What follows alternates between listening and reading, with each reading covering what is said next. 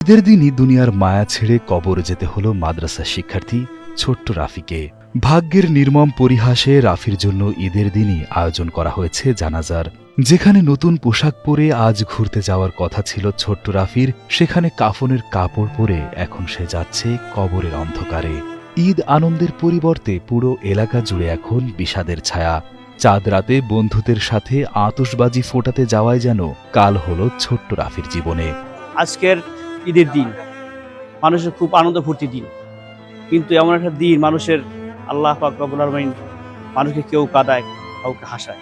ছেলে পেলে আনন্দ ফুর্তি করতে এই বোম, ছোটগুলোকে বোম বাস্ট করে ওইগুলো নিয়ে খেলাধুলা করছে।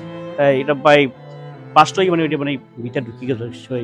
৮ বছর বয়সী শিশু রাফি গত ৩০ মার্চ সন্ধ্যার পর বন্ধুদের সঙ্গে আতশবাজি ফোটাতে যায়। প্রত্যক্ষদর্শী কয়েকজন জানান, রাফি বাড়ির পাশে আতশবাজি ফোটালে আতশবাজির অংশবিশেষ রাফির গলা ভেদ করে শ্বাসনালীতে প্রবেশ করে। এতে রাফির গলা থেকে প্রচণ্ড রক্তক্ষরণ শুরু হয় এবং সে অচেতন হয়ে পড়ে। এটা হয়েছিল মাগরিবের আয়োজনের পরে মাঝামাঝি। ওই সময় ওরা বাচ্চারা আতশবাজি ফুটানোর জন্য কিনছে দোকান থেকে, আমরা জানি না কোথা থেকে কিনছে, কিন্তু ওই সময় আহত হয়েছে। স্বজনেরা তাৎক্ষণিক রাফিকে উদ্ধার করে পটুয়াখালী মেডিকেল কলেজ হাসপাতালে নিয়ে গেলে চিকিৎসক তাকে মৃত ঘোষণা করেন। গত ৩০ মার্চ রবিবার রাত ৯টার দিকে পটুয়াখালী জেলা শহরের মুনসেফপাড়া এলাকায় এই ঘটনা ঘটে। পৌর নিউ মার্কেটের মাছ ব্যবসায়ী মনির হাওলাদারের ছেলে রাফি, সে স্থানীয় একটি মাদ্রাসার প্রথম শ্রেণীর ছাত্র ছিল। ঈদের দিন সকাল ৯টায় ঈদের জামাত শেষে বায়তুল আমান জামে মসজিদ মাঠে শিশুটির প্রথম জানাজা অনুষ্ঠিত হয়। বেলা 11:30টায় ইটবাড়িয়া ইউনিয়নের পূর্ব চান্দুখালী মৃধাবাড়ি জামে মসজিদ মাঠে তার দ্বিতীয় জানাজা নামাজ অনুষ্ঠিত হয়। পরবর্তীতে ছোট্ট রাফিকে পারিবারিক কবরস্থানে সমাহিত করা হয়। যার সন্তান যায় তারই বোঝে। আমারও একটা সন্তান গেছে, এভাবে অটো অ্যাক্সিডেন্ট করে মারা গেছে। বিপজ্জনক আতশবাজি কেড়ে নিয়েছে ৮ বছর বয়সী রাফির জীবন।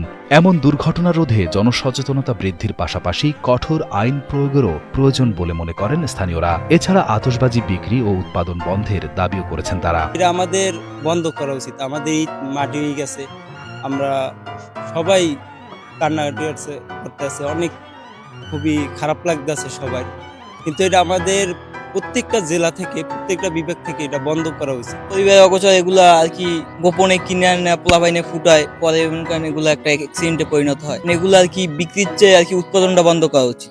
এই দেখেন, এগুলো এমন কিছু, এমন বড় সম্পদ না, রাষ্ট্রীয় সম্পদ না, যেগুলো বিক্রি করতে হবে।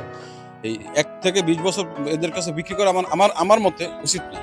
এই দেখেন, আজকে একজনের ছেলে গেছে, কালকে আরেকজনের ছেলে যাবে, এরকম কত কত কত কত সন্তান যাবে বলে। আমি এটাই বলবো যে দোকান, শুধু ওই দোকান না, যত দোকান আছে এদেরকে কঠোর থেকে কঠোর এদের শাস্তি দেওয়া উচিত। যে কোন দোকান থেকে গেছে ওনার শাস্তি সেটা তুলতে হবে না। যত দোকান আছে সরকার বা পটুয়াখালী ডিসি চাইলে অনেক কিছু করতে পারে।